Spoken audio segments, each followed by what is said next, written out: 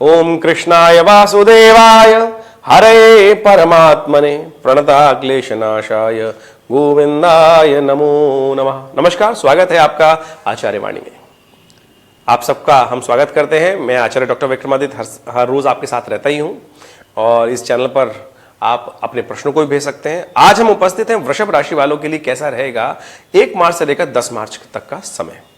देखिए वृषभ राशि वालों, ये समय जो है ना 1 मार्च से 10 मार्च तक का बड़ा ही विचित्र रहने वाला है। बड़ा शुभ योग लेकर आया है कई प्रकार से, और इनमें कई उत्सव ऐसे आने वाले हैं जो आपके पूरे वर्ष को कायाकल्प कर सकते हैं, आपके कष्टों को दूर कर सकते हैं।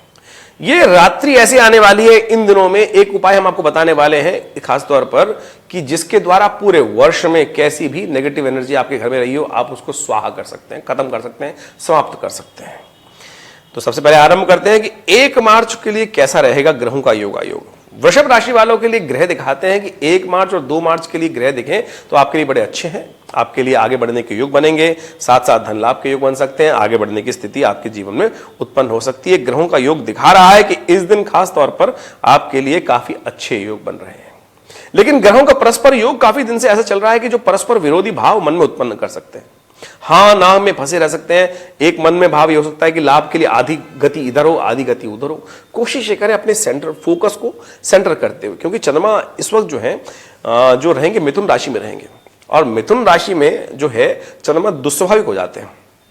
तो कोशिश कीजिएगा मन की दुविधा को हटाने का प्रयास कीजिएगा, क्योंकि सारे ग्रह ही इस वक्त विचित्र परस्पर विरोधी स्वभाव वाले आपके ग्रहों के विचित्र प्रकार के योग बना रहे हैं। एक तरफ बृहस्पति और शुक्र एक ही राशि में चल रहे हैं, और साथ साथ शनि और सूर्य भी एक ही राशि में चल रहे हैं, परस्पर विरोधी स्वभाव के, और साथ साथ चंद्रमा भी इस दिन मिथुन राशि में आ गए हैं। तो थोड़ा सा मन में दुविधा हो सकती है। वैसे अच्छा रहेगा, लाभ के योग हैं, पॉजिटिव वे में काम करेंगे तो बहुत अच्छे तरह से लाभ ले सकते हैं। 2 तारीख को भी इसी प्रकार के योग बन रहे हैं तो आपके लिए शुभ रहेगा, कोई दिक्कत नहीं, आगे बढ़ने का प्रयास कीजिए। 3 तारीख को ग्रहों का परिवर्तन होगा और वो आपके लिए आपके साहस में वृद्धि करने के योग दे सकता है। तो साहस के द्वारा, मित्रों के द्वारा सहयोग लेते हुए आपको काम करने का प्रयास करना चाहिए, उस क्षेत्र में आप आगे बढ़ सकते हैं। और उस दिन तो बड़े सुंदर तरीके से एकादशी भी है, तो कोशिश ये करें सुबह सुबह भगवान विष्णु का स्तवन करते हुए उनको शंख में थोड़ा सा पंचामृत डालकर भगवान का अभिषेक करने, शालिग्राम जी को लेकर ओम सहस्रसी रेखा पुरुखा सहस्राक्षः सहस्रपात सभो में गंग सर्वातस्पित्वात्र तिष्ठत् दशांगुलम, ये पुरुष सूक्त का पहला मंत्र है। यदि ये याद ना हो तो ओम नमो नारायणाय इस मंत्र का उच्चारण करते हुए भगवान का अभिषेक कर लीजिए, और फिर उस चरणामृत को ग्रहण कर लीजिए। घर में ही करिए, कोशिश करें। पुराने जमाने में तो हमारे सुंदर व्यवस्था होती थी, हर घर में अपने ठाकुर जी की हम आराधना करते थे। आज भी बहुत सारे लोग परंपरागत उसको पालन करते हैं। तो घर में ठाकुर जी रखना परम आवश्यक है भारतीय संस्कृति के दृष्टिकोण से, तो ये रखने चाहिए। तो कोशिश करें लड्डू गोपाल का स्वरूप में दर्शन कर लीजिए, यही उपाय उनके लिए कर लीजिए। तो लड्डू गोपाल भी साक्षात भगवान विष्णु का ही स्वरूप है। नहीं तो मंदिर चले जाइए, वहाँ ये कर लीजिए। पंडित जी आपको चरणामृत भी दे देंगे। अकाल मृत्यु हरणम कहते हुए सर्वव्याधि विनाशनम शिवपाद विष्णुपाद उत्कम पित्वा पुनर्जन्म न विद्यते। तो बड़ा सुंदर योग है। उस दिन एकादशी का व्रत रखते हुए भगवान का स्तवन करें। देखिए आपके लिए ग्रहों का योगायोग बड़ा अच्छा बन रहा है, जो आपके लाभ देते दिखाई दे रहा है, आगे बढ़ने के योग बना सकता है। तो 3 और 4 में भी आपको आगे बढ़ने के योग बनेंगे। अच्छे से आगे बढ़ने का प्रयास कीजिए।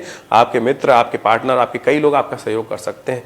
केवल दुविधा को त्यागना है, क्योंकि ग्रहों का योग ऐसी है कि जो अलग अलग दिशाओं में आपको परिवर्तन कर सकते हैं। कोशिश करें, आप स्थिर भाव के स्वामी हैं, आपका मन स्थिर रहता है, आप सही से चुनकर आगे बढ़ पाएंगे। चिंता ना करिए, आगे बढ़ने का प्रयास कीजिए। 5 तारीख की तिथि को नोट कर लीजिए। 5 तारीख की तिथि जो है वो बड़ी सावधानी वाली है। 5 तारीख को शनि हो रहे हैं उदय। हमने एक वीडियो बनाया था अलग से 5 तारीख के लिए। वीडियो जब बनाया था उसमें बताया था कि क्या कुछ कर सकते हैं शनि महाराज।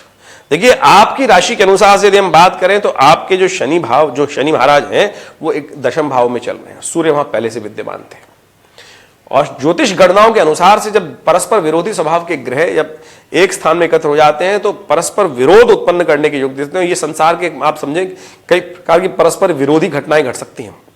एक तो शुक्र बृहस्पति चल रहे हैं एक साथ, परस्पर विरोधी स्वभाव, एक देवगुरु एक दैत्यगुरु, और दूसरे यहां पर आपके दशम भाव में शनि और सूर्य। अभी तो भगवान की गरिमत यह थी कि शनि सूर्य के कारण से शनि अस्त हो गए थे, तो 20 दिन तो ऐसे ही निकल गए। लेकिन आखिरी के 10 दिन जो बाकी हैं 5 तारीख से लेकर 15 तारीख, ऐसे में जब शनि उदय हो जाएंगे तो ये सूर्य की ताकतवर है और साथ में शनि भी पूर्ण ताकत में हो जाएंगे। वहां परस्पर विरोध, क्लैश, विचारों में क्लैश, ये देने के योग दे सकते हैं। तो आप शांति के साथ, सावधानी के साथ काम करने की जरूरत है। आपके सम्मान पर आपके दो अलग अलग क्षेत्रों में काम करने के कारण से ये समस्याएं उत्पन्न कर सकते हैं। थोड़ा सावधानी के साथ काम करने की जरूरत है। 5 तारीख के समित एक बात को ध्यान रखिए लीजिएगा। उससे पहले एक बहुत अच्छा योग बन रहा है, कोशिश करें 4 तारीख को प्रदोष का समय है, द्वादशी और त्रयोदशी का संयोग हो गया है और उस दिन शाम के समय भगवान शिव का स्तवन कर लीजिए। शनिवार का दिन है, शनि का खेल होने वाला है, तो उससे पहले एक काम कर लीजिए। आपकी राशि के अनुसार सबसे श्रेष्ठ यह है कि एक आप उपाय करने का प्रयास कीजिए। थोड़े से चावल लेकर थोड़े दूध में रख लीजिएगा और फिर उसके द्वारा भगवान का अभिषेक शाम के समय ओम नमः शिवाय का जप करते हुए आप भगवान को करने का प्रयास कीजिए। ओम नमः शिवाय इस मंत्र का उच्चारण करते हुए, यदि हो सके तो रुद्राष्टाध्यायी के द्वारा भगवान का अभिषेक कर लीजिए, वो बहुत सुंदर रहेगा। तो भगवान शिव का स्तवन करते हुए इस उपाय को करने का प्रयास कीजिए। देखिए प्रदोष काल में ये उपाय करने से अनेक कष्ट दूर होने के योग बन जाते हैं। बैंक अकाउंट बन जाता है आपका, खास तौर पर पुण्यों का अकाउंट एकत्रित करने का प्रयास कीजिए। धन जो आप बैंक में डालते हैं वो तो आपके लिए सांसारिक है, लेकिन पुण्य जो करेंगे ना उसके द्वारा अपने आप बैंक में अकाउंट और ज्यादा फ्लो करेगा और ज्यादा आपके धन आमद के योग बन जाएंगे। तो इस वास्तविक पुण्य को बढ़ाने का प्रयास कीजिए, उसको अकाउंट क्रिएट करने का प्रयास कीजिए। तो 5 तारीख की शाम को 6:02 पर शनि उदय होने जा रहे हैं, तो ये आपको सावधान करने का प्रयास करना है। ये आपके स्वास्थ्य में थोड़ा कष्ट दे सकते हैं, तो स्वास्थ्य का ध्यान रखते हुए आपको काम करने का प्रयास कीजिएगा। स्वास्थ्य पे थोड़ा ध्यान रखिए, क्रोध ना बढ़ाएं, जिद ना करें, इस बात का ध्यान रखें। 6 तारीख और 7 तारीख में इसी प्रकार से जो ग्रहों का योग दिखाई देता है वो एक तरह से लाभ की चंद्रमा भी, क्योंकि शाम को बदल जाएंगे 9:30 बजे करीब 5 तारीख को, और 6 और 7 में उसी राशि में रहेंगे। तो वो आपके लिए ग्रह दृष्टिकोण से, चंद्रमा के दृष्टिकोण से, मन के हिसाब से दिखाई देता है, स्थिरता से आगे बढ़ने के योग, लेकिन क्रोध बढ़ा सकता है और वही शनि महाराज खराब करेंगे। क्रोध बढ़ाएंगे तो समस्या उत्पन्न करेंगे, इसलिए अपने क्रोध को शांत करने का आपको प्रयास करना चाहिए। तो उससे ध्यान रखते हुए स्वास्थ्य का ध्यान रखें, पेट संबंधी रोग, कमर संबंधी रोग का ध्यान रखते हुए काम करने का आगे आपको प्रयास करना चाहिए। 6 मार्च को सत्यव्रत रहेगा। सत्यव्रत भगवान का स्तवन करने का इस कलिकाल में सबसे श्रेष्ठ उपाय है, तो कोशिश करें उस दिन सत्यनारायण व्रत की पूजा कर लें, गाथा का श्रवण कर लें, ओम नमो नारायण इस मंत्र का जप कर लें, भगवान को चूरमे का भोग लगा दें। ये सब उपाय हैं, शास्त्र के दृष्टिकोण से करने का प्रयास कीजिएगा। ग्रह दिखा रहे हैं कि आपको लाभ की स्थिति ओवरऑल 1 तारीख से लेकर 10 तारीख के बीच में ग्रहों की गणना जो है वो ठीक ही दिखाई देती है। तो आप केवल अपने क्रोध पर विजय प्राप्त करने के निमित्त शांत रहते हुए यदि काम कर लेंगे तो बहुत अच्छे योग बन सकते हैं, लाभ के योग बन सकते हैं, आगे बढ़ने के योग बन सकते हैं। और उसके बाद एक विशेष योग बनने वाला है ऐसे में 7 तारीख को होलिका महारात्रि है। होलिका महारात्रि समस्त कष्टों को दूर करने की रात्रि है। एक बात समझें कि आप अपने घर में पूरे वर्ष रहते हैं और बहुत सारे लोग हमारे घर में आते हैं, हमारे दुकानों में आते हैं, व्यवसाय स्थल में आते हैं, ऑफिस में आते हैं। कुछ हमसे बहुत स्नेह रखते हैं, लेकिन कुछ ऐसे होते हैं कि जो पता ही नहीं चलता कि किस भाव से लेके आए हैं, दिखाते तो बहुत अच्छा है। कुछ ऐसे भी लोग होते हैं जिनकी नजर लग जाती है, जिसको वास्तविक तौर पर नेगेटिव एनर्जी बोला जाता है। तो ये नेगेटिव एनर्जी बहुत नुकसान दे सकती है। तो इस नेगेटिव एनर्जी को दूर कैसे किया जाए, इसके लिए अनेक उपाय शास्त्र में वर्णित हैं। आप भी विभिन्न लोगों से मिलते होंगे, कोई आपको 3 पैर का मेंढक, कोई 4 पैर का मेंढक, कोई और कुछ कछुआ, पता नहीं क्या क्या चीज आपको बता देता है और कौन कौन से उपाय आप करते रहते हैं। अरे होलिका महारात्रि इसी चीज की रात्रि है।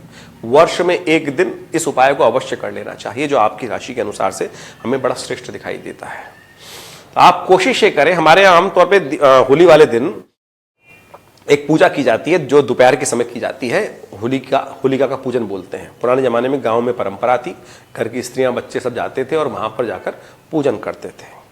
तो ये उपाय आप नोट कर लीजिए वृषभ राशि वालों। क्या करना है, अपने घर में और व्यवसाय स्थल पे थोड़ा पानी, जल, एक ताम्र पत्र में थोड़ा जल रख दीजिएगा और एक दिन रात्रि पहले रख दीजिए अपने घर के समस्त कमरों में, और उस जल को एकत्र कर कर आप एक बड़े लोटे में रखकर जब पूजन करने जाएं तो उस होलिका का चारों तरफ से प्रदक्षिणा करते हुए उस जल को वहां गिरा दीजिए।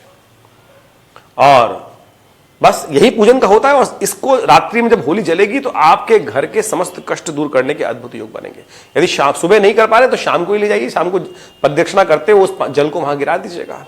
और नहीं तो एक काम कीजिए, थोड़ा चावल ले, थोड़ा सा सॉल्ट जिसको बोला जाता है ना, नमक है, वो नमक घर में अपने विभिन्न कब्रों में रखकर एकत्र कर लीजिएगा। व्यवसाय स्थल पर एकत्र कर शाम के समय उस नमक को अपने सिर पर से वार कर उस होलिका की अग्नि में प्रस्तुत कर दीजिएगा। आपके घर की, आपके ऊपर की, आपके बच्चों के ऊपर की, सब जो नज़र है, अलाय बलाय दुष्ट जो दृष्टि है, नज़र बहुत खतरनाक चीज़ होती है। जब व्यवसाय अच्छा चल रहा होता है तो बहुत सारे लोग हल्की सी सुंदर बच्चे को देखिए, किसी व्यक्ति की नज़र आ जाती है, दूध पीना बंद कर देता है बच्चा। ये नज़र बहुत खतरनाक चीज़ होती है। इसको दूर करने के लिए सबसे श्रेष्ठ उपाय ये किया जाता है। आप दिवाली पे अपने घर का रंग रंगून करते हैं ना, सब चीज़ों सुंदर बनाने का प्रयास करते हैं, तो नज़र लगी पता ही नहीं चलता कब। आपको आदमी कहता है भाई साहब बड़ा बढ़िया काम चल रहा था, पता नहीं क्या हुआ, उसके बाद समस्त कष्ट हो गए, परेशानी हो गई। ये सारा नज़र दोष होता है, नेगेटिव एनर्जी उसको बोला जाता है। उसको दूर करने की रात्रि है होलिका महारात्रि। तो कोशिश ये कीजिए, छोटा सा उपाय उस दिन कर लीजिए, देखिए आपके कष्टों को दूर करने का अद्भुत योग बनेगा। और ये समस्त कष्टों को दूर करने की रात्रि है, इसको अवश्य करने का प्रयास कीजिए। ये छोटा सा उपाय है, आपको बहुत सुंदर तरीके से करेंगे तो लाभ प्राप्त होगा। बहुत सीधा साधा उपाय, हिंग लगे ना फिटकर रंग चोखा होगा, आपके कष्ट दूर होंगे। वर्ष में एक दिन की रात्रि आती है, एक दिन ये उपाय हमारे यहाँ विशेष तौर पर रात्रि का महत्व कहा गया है। होलिका महारात्रि, दीपावली महारात्रि, शिव महारात्रि, नवरात्रि, ये सब रात्रि का महत्व है। और ये सब रात्रि के द्वारा जो शास्त्र में वर्णित चीजें हैं, आप कोशिश ये करें, अवश्य इससे लाभ प्राप्त होगा। ग्रहों के दृष्टिकोण से समझना चाहते हैं हम लोग, बता रहे हैं कि 1 से लेकर 10 मार्च तक कैसा रहेगा समय। उसके बाद बड़ा सुंदर योग है, 8 मार्च को होली है, इसको धुलैंडी बोला जाता है, जिसमें रंग खेला जाता है। और उस दिन ग्रहों का परिवर्तन भी होगा, और ग्रहों का परिवर्तन आपके लिए विशेष तौर पर कन्या राशि में जब चंद्रमा जाएंगे तो वो आपके लिए विशेष तौर पर सुबह 8:51 पर चंद्रमा में जाने वाले हैं, और वो आपके लिए बहुत अच्छा योग बनाने वाले हैं। पंचम के चंद्रमा विशेष तौर पर बड़ा सुंदर योग देते हैं, और विशेष तौर पर आपके प्रति जो हीन भावना रखते हैं वो भी आपके मित्र बन सकते हैं।